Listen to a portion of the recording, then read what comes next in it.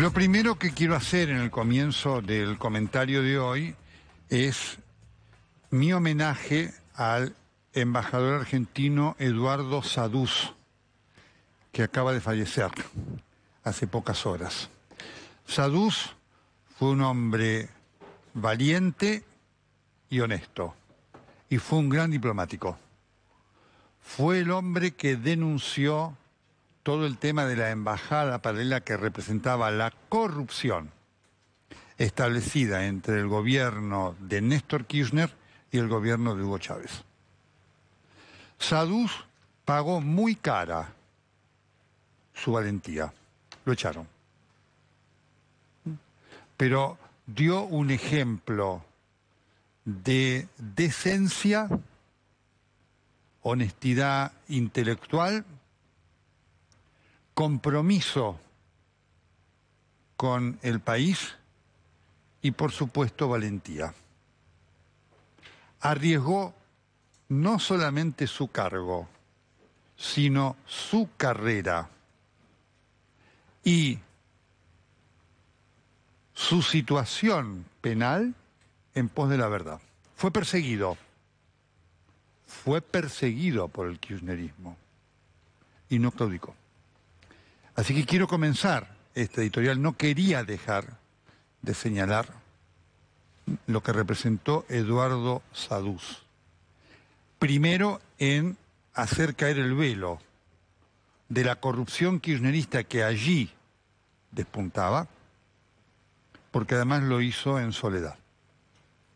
A su familia, mis condolencias. La Argentina perdió a un patriota. Estamos en estos días asistiendo a todo lo que representa este Titanic que es la Argentina, con cosas que van apareciendo cada semana que marcan la gravedad de la circunstancia por la cual atravesamos.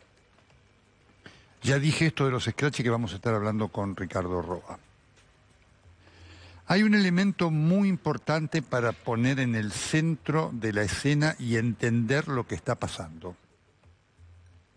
que es el fracaso rotundo del gobierno, por un lado, con la complejidad que esto representa para la posibilidad del kirchnerismo de continuar en el poder, y el segundo elemento, la situación judicial de Cristina Fernández de Kirchner, de una complejidad para ella inevitable e incontrastable.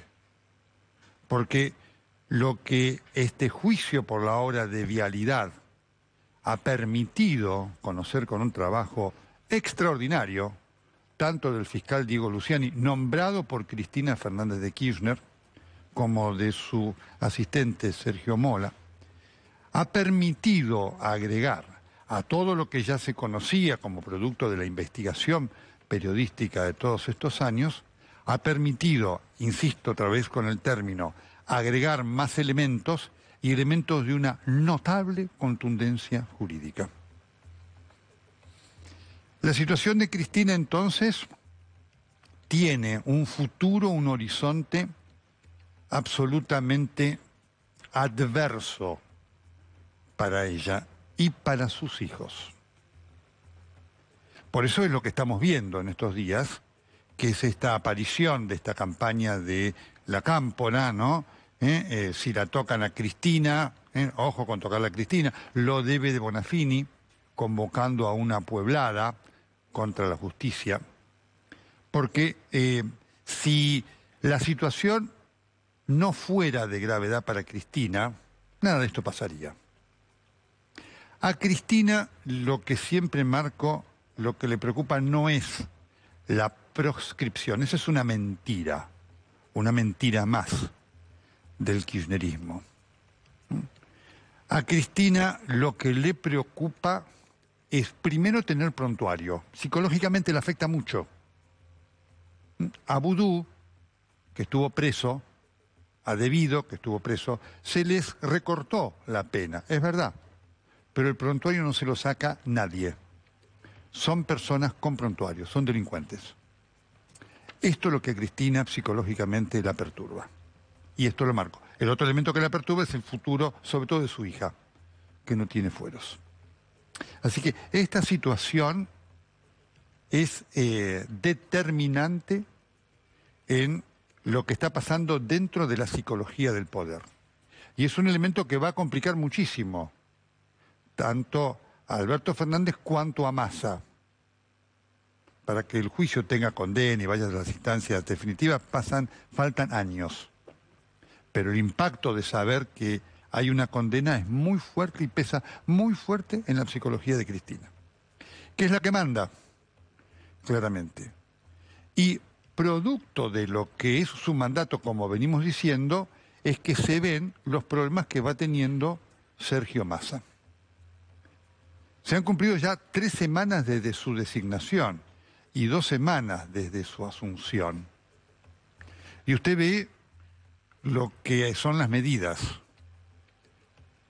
La medida más concreta que se ha tomado es la del tarifazo.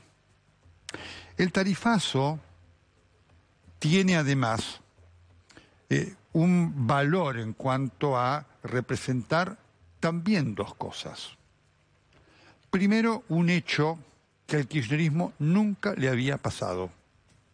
Haberle explotado en la mano, es decir, en el poder, la bomba que ellos contribuyeron a producir, a generar. Esto, en los últimos años de democracia, desde la reganada democracia, le había pasado fundamentalmente a gobiernos no peronistas. Le pasó a la Alianza. Macri también tuvo su problema, obviamente como consecuencia de la necesidad del ajuste. El kirchnerismo había zafado de esto. Ahora le tocó. Y por supuesto, una de las cosas que es clara es que no hay dimensión de lo que esto, que había que hacerlo, va a tener en la vida de las personas. Y por supuesto, esto, digamos, es algo tan controvertido dentro del kirchnerismo que obviamente se lo bocharon a Guzmán. Esto que quiere hacer Massa lo quería hacer Guzmán. Y está tan mal hecho en cuanto a la improvisación. Ustedes saben que el plan del gobierno es el plan vamos viendo, a ver cómo llegamos al Mundial. Y esto no es una opinión, es una información. Y a ver si en el Mundial a Argentina le va bien, y después entonces vienen enero y febrero y ya están las vacaciones y las cosas son más livianas. Esto forma parte del pensamiento estratégico del gobierno. Pero claro, en el medio está la realidad. Entonces, una de las cosas que expone o que ha expuesto este tarifazo es el relato. Es el episodio que sucedió con Malena Galmarini y Gonzalo Asís. Cuando Gonzalo Asís le preguntó características del tarifazo y demás, y entonces Malena Galmarini le dijo, no Gonzalo, no lo llames tarifazo, es una redistribución de tarifas. Un disparate absoluto. Absoluto. Que está mostrando claramente la falta de idea de lo que va a impactar esto, pero sí la conciencia de que es un tarifazo y que es un golpe muy fuerte, no solamente al bolsillo de los que más tienen, sino para las clases más pobres, porque esto va a tener efecto en precios, va a tener efecto inflacionario indiscutible. Entonces aparece ahí el relato, ¿no? El decir, no, esto no es lo que es, típico del kirchnerismo. El segundo elemento que aparece como consecuencia de esta situación desfavorable desde el punto de vista económico-social y de esta desestructuración del frente interno del gobierno, lo hemos tenido en las marchas de esta semana, marchas insólitas, ¿no? Una marcha de apoyo al gobierno en donde el discurso o la frase más fuerte que emerge es la de Pablo Moyano, que le dice a Alberto Fernández, Alberto, poné lo que tengas que poner para parar esto. ¿Es esa frase de apoyo al gobierno? ¿Es esa una frase indicativa de que efectivamente ¿estamos de acuerdo con lo que está haciendo el gobierno? No. Es una frase de un opositor, de un crítico al gobierno. ¿Qué es lo que es Pablo Moyano? Claramente. ¿No es cierto? Entonces, el tema es por dónde pasa lo que vaya a ser el accionar del gobierno. Porque ese mensaje de Pablo Moyano también lo involucra a Massa. Digamos, el metamensaje lo involucra a Massa, que es el que hoy debe poner lo que hay que poner, porque es el que toma las medidas para ver cómo se frena este drama de la inflación. Así que ese es otro de los elementos que pone en juego esta realidad de discordia y de un gobierno absolutamente desorientado en cuanto a lo que debe hacer. ¿Por qué desorientado? Porque lo que está diciendo Massa no es lo que piensa Cristina Fernández de Kirchner, no es lo que piensa Andrés Larroque, no es lo que piensa Máximo Kirchner, por más que diga, no es lo que piensa Axel Kicillof, por más que lo quieran disfrazar de otras cosas. Por eso hay tiempos. La gestión de Massa tiene tiempos. No tiene un cheque en blanco. Prueba de eso es lo que ha pasado, entre otras cosas, con la dificultad para nombrar el viceministro de Economía. Que si terminara siendo Gabriel Rubinstein, lo cual marca una contradicción importante con él, en su dicho, pero bueno, de esto ya estamos acostumbrados en la Argentina, implica de todas maneras un desgaste brutal que marca las dificultades para tomar las medidas que hay que tomar. En este marco, ante esta circunstancia de dificultad, ante esta navegación a bordo del Titanic, con el iceberg ahí presente, con la situación de Cristina Fernández de Kirchner tan complicada, al gobierno y al kirchnerismo le queda un único recurso en la construcción de su relato, del cual depende mantener la llama viva del fanatismo, que es a lo que se va reduciendo el kirchnerismo, con una masa de votantes que no hay que despreciar, ¿eh? Así Cristina hoy tenga el 25, el 28, el 30%, tiene peso político eso, ojo. ¿Cuál es ese elemento del cual necesita hoy el kirchnerismo, se nutre el kirchnerismo, para mantener una épica ficticia en el medio de la nada, que es la gestión? Es la construcción del enemigo. El kirchnerismo necesita desesperadamente construir un enemigo. Lo ha hecho a lo largo de toda su existencia. Ha fracasado en cuanto a poder torcer el curso de los hechos, pero no en cuanto a generar una creencia ficticia de sus acólitos. Hay ese núcleo que cree que esa construcción del enemigo forma parte de la épica de consolidación del poder. Para el kirchnerismo, entonces, el poder representa un hecho de lucha contra los malos. Todos los que no piensan como el kirchnerismo son malos.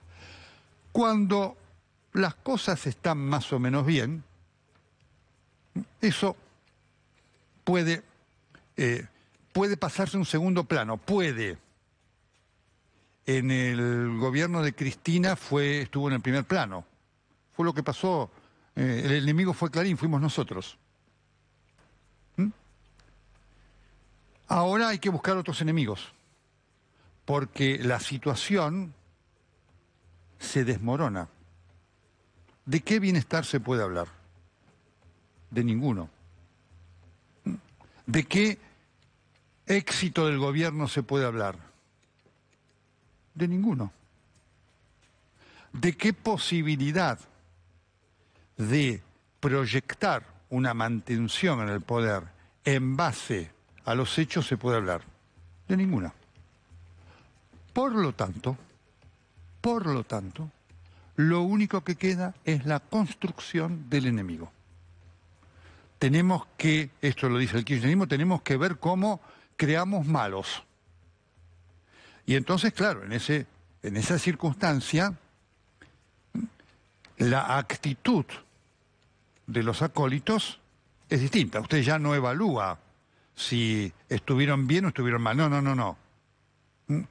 Fallamos porque hay un enemigo enfrente. No controlamos la inflación porque está el enemigo enfrente.